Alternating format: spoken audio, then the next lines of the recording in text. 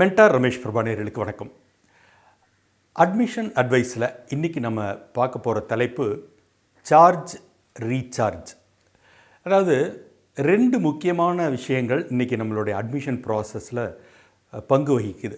என்ன அப்படின்னு கேட்டிங்கன்னா, இன்றைக்கி கிட்டத்தட்ட அது ஆர்ட்ஸ் அண்ட் சயின்ஸாக இருக்கட்டும், மெடிக்கலாக இருக்கட்டும், என்ஜினியரிங்காக இருக்கட்டும், வெட்டினரியாக இருக்கட்டும், லா எல்லாமே ஆன்லைன் அட்மிஷன் ப்ராசஸ் அப்படின்னு வந்துருச்சு.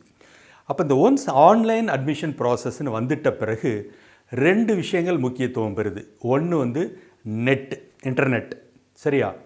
இன்னொன்று எலக்ட்ரிசிட்டி. இந்த ரெண்டும் தான் முக்கியமான பங்கு வகிக்குது. என்ன காரணம் அப்படின்னு சொல்லி கேட்டிங்கனாக்கா, இப்போ ஒரு கிரிட்டிக்கல் டேயில் இன்றைக்கி லாஸ்ட் டேட்டு, இன்றைக்கி இதை பண்ணி ஆகணுங்கும் போது ஒரு பவர் இல்லைனாலும் சிக்கல்.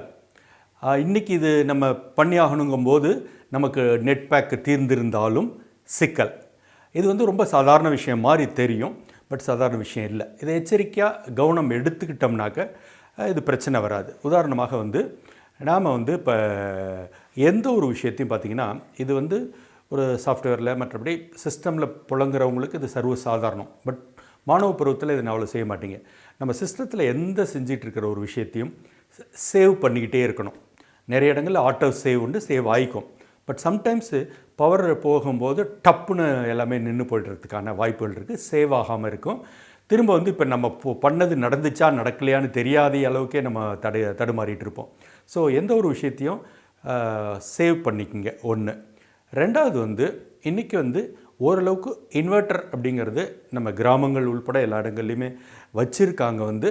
ஸோ அது அட்லீஸ்ட் அது ஒரு பெரிய செலவுகள் கிடையாது. இந்த காலகட்டங்களில் அதுக்கு ஒரு முக்கியத்துவம் கொடுத்து பண்ணிங்க.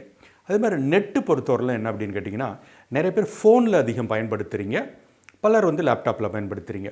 இந்த நெட்டை பொறுத்தவரையில் ஒரு விஷயம் என்ன அப்படின்னு கேட்டிங்கனாக்கா, ப்ரையாரிட்டி.